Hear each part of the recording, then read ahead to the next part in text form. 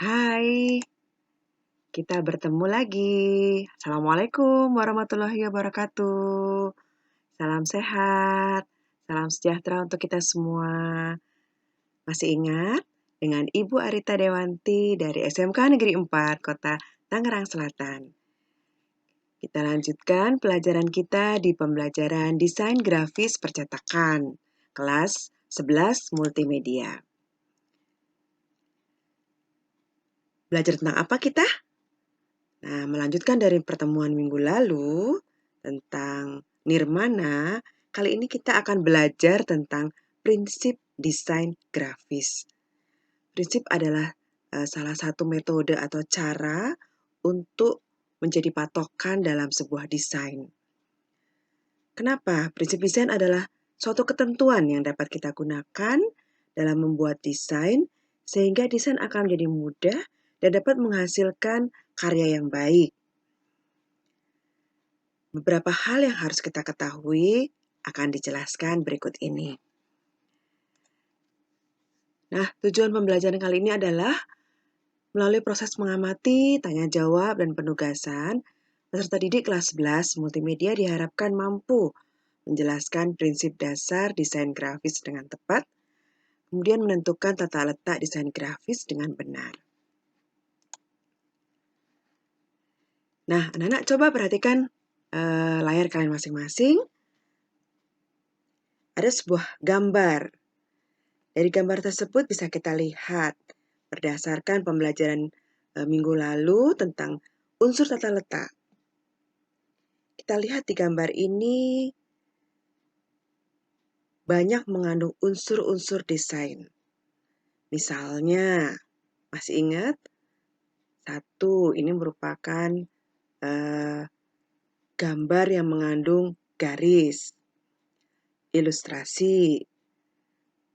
Ya, ada seorang gadis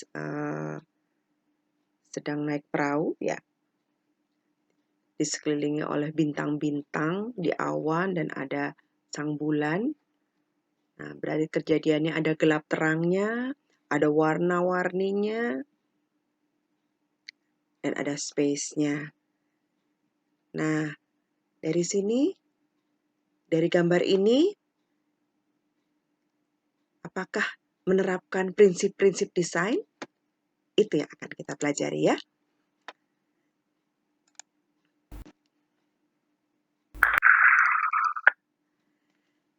Prinsip desain atau kita kenal prinsip tata letak, ada 7 yang akan kita pelajari.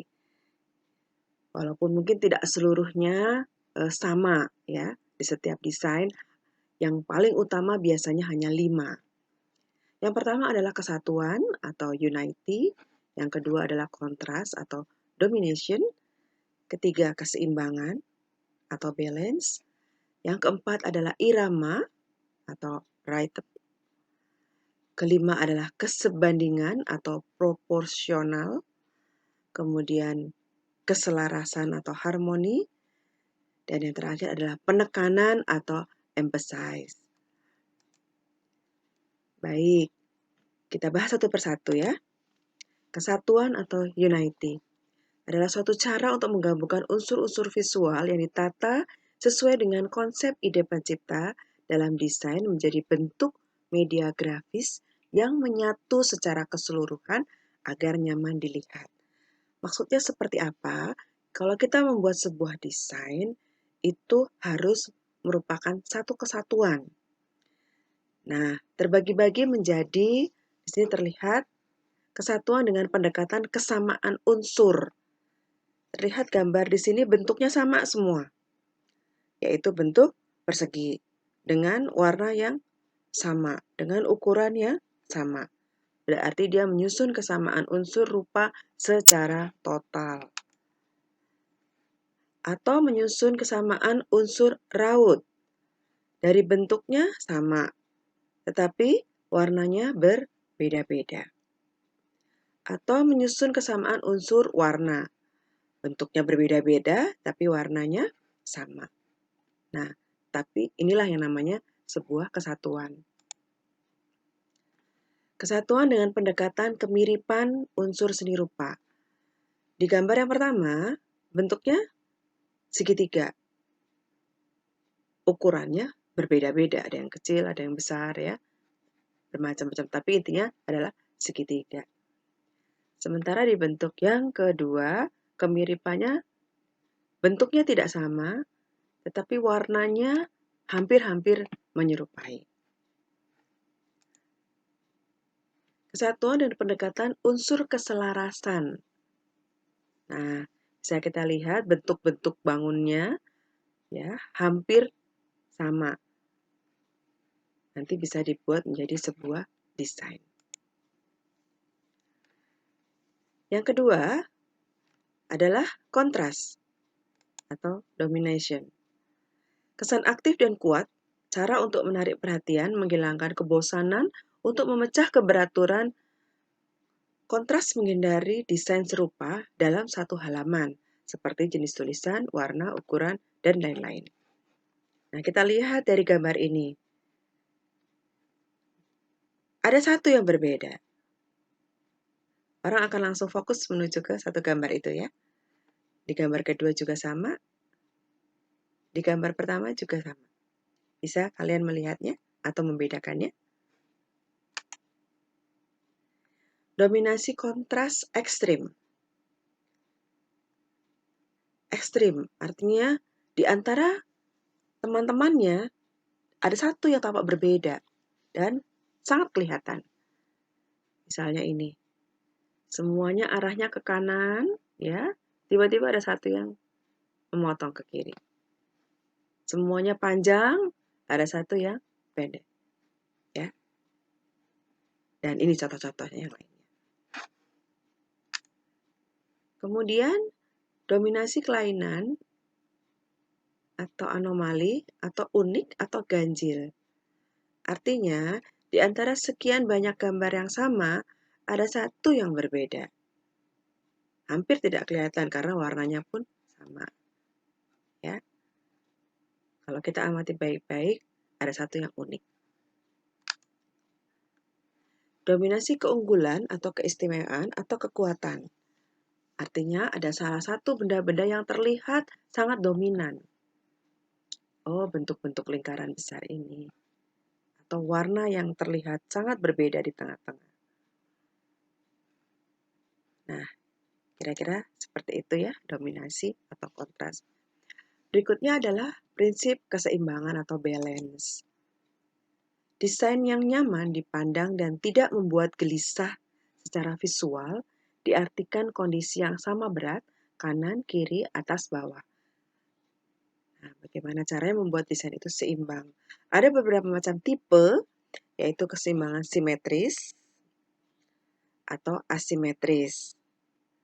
Kemudian ada keseimbangan memancar, ada keseimbangan sederajat, dan ada keseimbangan tersembunyi. Kita lihat contohnya seperti apa. Nah, ini tadi keseimbangan apa? Sama, ya, berarti dia seimbang.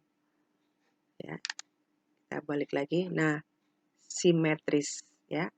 Kalau asimetris berarti tidak sama. Lalu ada juga keseimbangan memancar. Nah, contohnya seperti gambar ini. Ya, jadi dia semua rata sekelilingnya.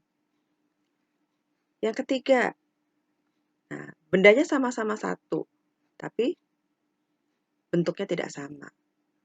Ya, keseimbangan apa itu? Sederajat. Dan yang terakhir adalah keseimbangan tersembunyi.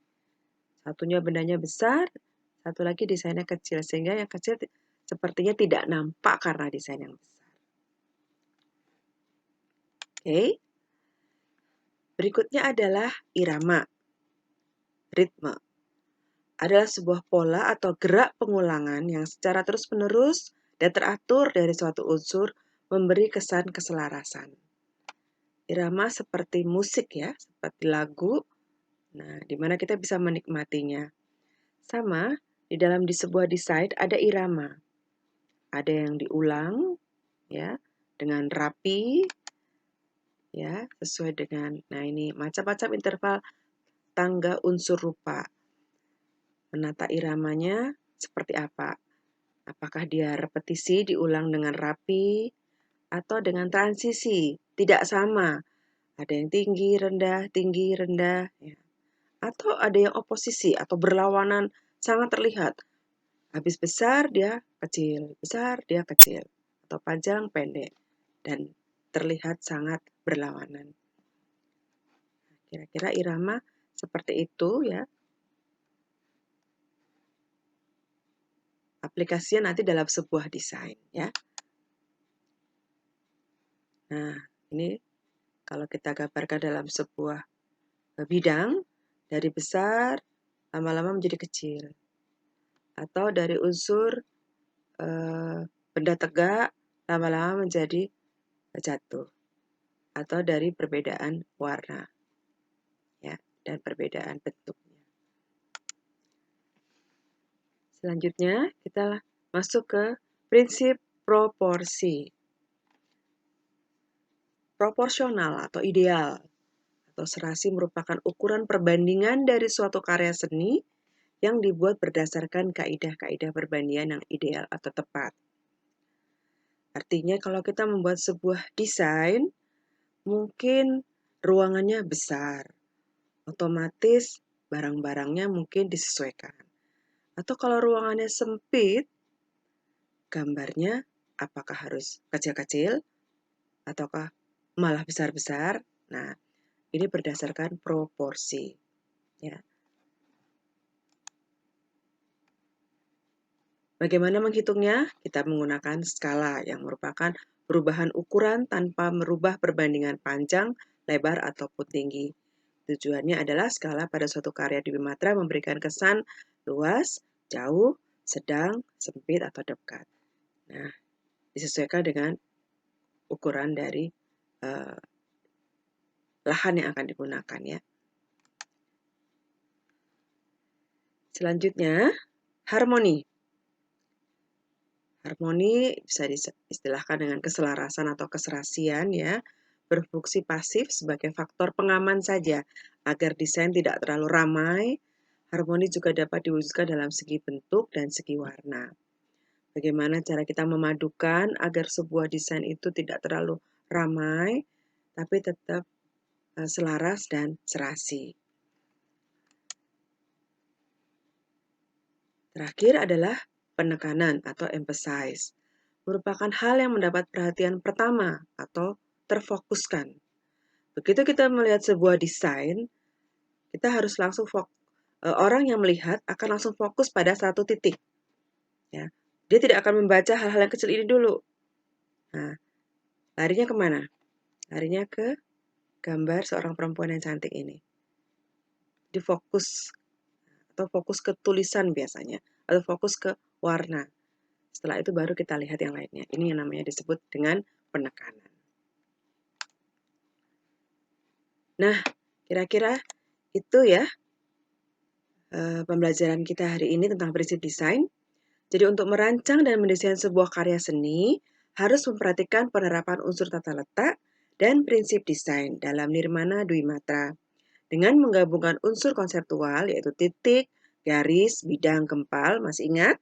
Dan unsur visual, bentuk, raut, ukuran, tekstur, warna, serta memperhatikan prinsip-prinsip desain yang terdiri dari kesatuan, kontras, keseimbangan, irama, proporsi, harmoni, dan penekanan. Semoga bermanfaat. Mohon maaf apabila ada kekurangan. Kita lanjutkan ke pertemuan berikutnya ya. Terima kasih. Assalamualaikum warahmatullahi wabarakatuh.